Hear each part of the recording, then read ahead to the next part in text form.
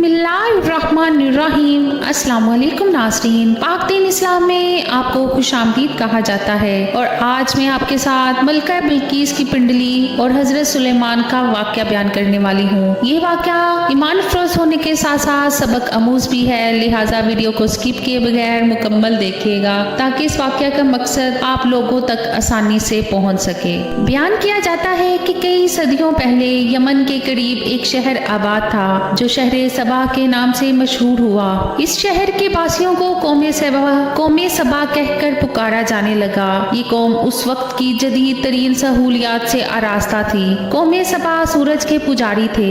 जब उनके बादशाह शर्जील बिन मालिक की मौत हुई तो बाप की सल्तनत उसकी बेटी बल्कीस के हाथ आ गई। मुफस्सिरीन का कहना है कि बल्कीस के वालिदैन में से एक जिन्नात नस्ल में से था। ज्यादातर तारीखदानों का कहना है कि मलका बिल्कीस की वालदा जिनिया थी और माँ की ही वजह से मलका बिल्कीस की पिंडली घोड़े जैसी थी। इस मलकाए सबा बिल्कीस की ये बात तमाम मुल्कों में मशहूर थी और हर कोई मलका की पिंडली देखने की ख्वाहिश रखता था। मलकाए बिल्कीस ने कौमे सबा पर बड़े अच्छे तरीके से हुकूमत की। दुनिया के बेशुमार इलाकों की तजारत सबाइयों के कंट्रोल में थी। इसी वजह से यमन खुशहाल था। इसी दौर में अल्लाह के प्यारे पैगंबर हजरत सुलेमान अलैहिस्सलाम भी अल्लाह के दीन को मुख्तलिफ मुल्कों में फैला रहे थे और मुल्क पर मुल्क फतह करते जा रहे थे। सुलेमान अलैहिस्सलाम की हुकूमत दुनिया के बेशुमार इलाकों में थी।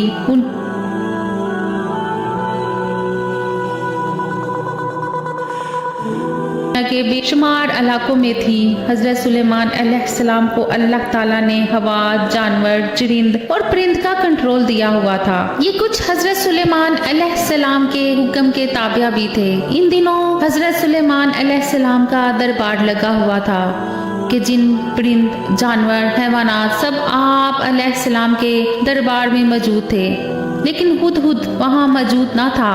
हजरत सुलेमान अलैहिस्सलाम ने पूछा कि हुदहुद कहाँ है? आप अलैहिस्सलाम ने फरमाया कि हुदहुद अगर अपनी गैर हाजिरी की मुनासिब वजह ना पेश कर सका तो उसको ज़िबा कर दिया जाएगा। अभी ये बातें हो रही थी कि हुदहुद भी हाजिर हो गया। हुदहुद से दरियाफ्त किया गया कि तू अपनी मुकर्ररा वक्त से लेट क्यों हो गए हो? हुदहुद ने जवाब दिया कि मैं उड़ते उड़ते एक ऐसी जगह पर चला गया था जहां मैंने लोगों को शिरक करते हुए देखा। वो लोग आग और सूरज की पूजा करते हैं। उन लोगों की एक रानी है जो बड़े से तख्त पर बैठकर हुकूमत सरअंजाम दे रही है। उसके तख्त में कीमती जवाहरात और हीरे वगैरह हैं। वो उस रानी का खानदानी तख्त है जिसकी कदरों कीमत पूरे मुल्क से ज्यादा है। उसके पास दुनिया का हर ऐशो इशरत वाला आसान मौजूद है। हजरत सुलेमान अलैहिस्सलाम ने हुदहुद से कहा कि मेरा खत उस बल्कीस तक पहुंचा दो ताकि वो एक अल्लाह को माने और शिर्क करने से बाज आ जाए। इसके साथ साथ हुदहुद को कहा कि ये खत वहाँ पहुँचाकर आप वहाँ ही बैठकर उनकी बातें सुनना कि वो क्या बातें करते हैं। हुदहुद ने हजरत सुलेमान अलैहिस्सलाम का खत पहुँचा दिया जिसकी इबारत कुछ यूँ है: शुरू करता हूँ अल्लाह के नाम से जो बड़ा मेहरबान और रहम फरमाने वाला है। ये इज्जत वाला खत सुलेमान इब्ने दाऊद की जानिब से मलकाए बल्कीस की तरफ है जो हदायत की पैरवी करे। उसके लिए सलामती है। मुझ पर गलबा की ख्वाहिश ना करो, मेरे मुकाबले में सरकशी इख्तियार ना करो, बल्कि फरमा बरदार और मुतब्बा होकर मेरे पास आ जाओ। ये खत दरअसल मलके सबा और उसकी कौम की तरफ दावते इस्लाम था। हुदहुद ने ये खत जाकर मलका बिल्कीस के पास रख दिया। उस वक्त मलका बिल्कीस के पास 300 के करीब वजीर और मशीर बैठे हुए थे। उन्होंने जब ये खत पढ़ा तो उन्होंने कहा कि ये खत हमारी तौहीन है, हमें इस खत का सख्त से सख्त जवाब देना चाहिए।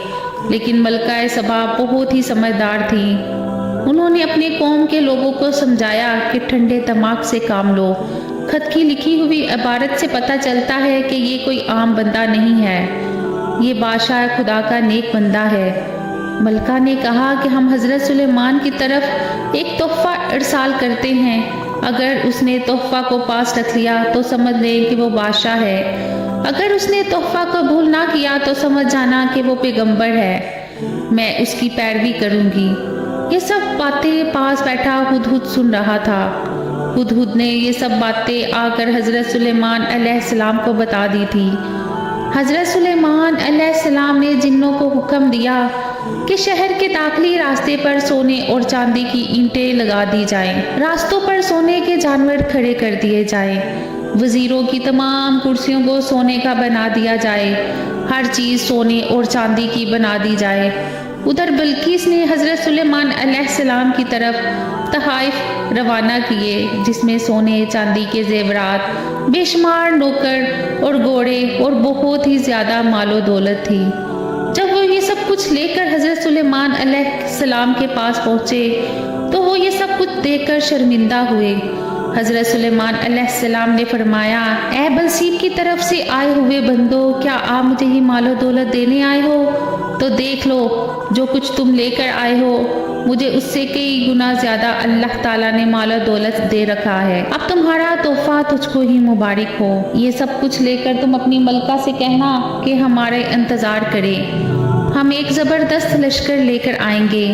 जब ये खबर मलका बल्कीस को पहुंची तो वो समझ गई कि ये अल्लाह के सच्चे नबी अलैहिस्सलाम हैं। मलका ने जंग करने की बजाय हज़रत सुलेमान अलैहिस्सलाम के दरबार में हाजिर होकर आप सल्लल्लाहु अलैहि वसल्लम की इतायत का फैसला किया।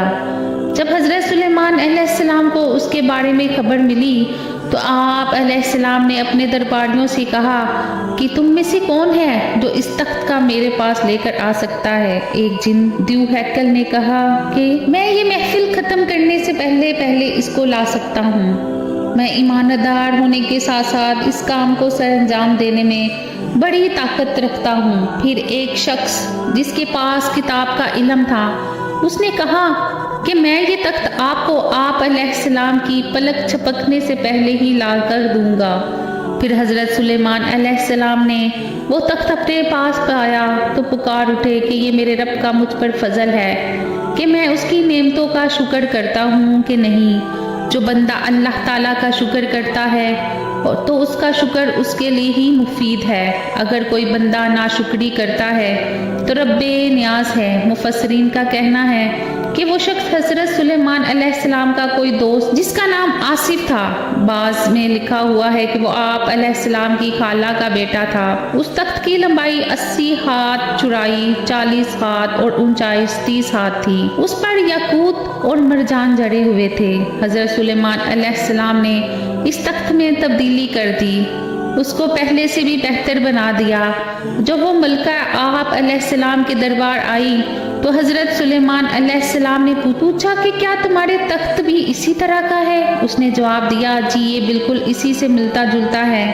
हमको पहले ही मालूम हो गया था, हम पहले ही फरमा बरदार हो चुके हैं। मलका बल्कीस से आने से पहले हज़रत सुलेमान अलैहिस्सलाम ने हुक्म दिया कि ऐसी इमारत तैयार की जाए जिसका फर्श शीशे का हो।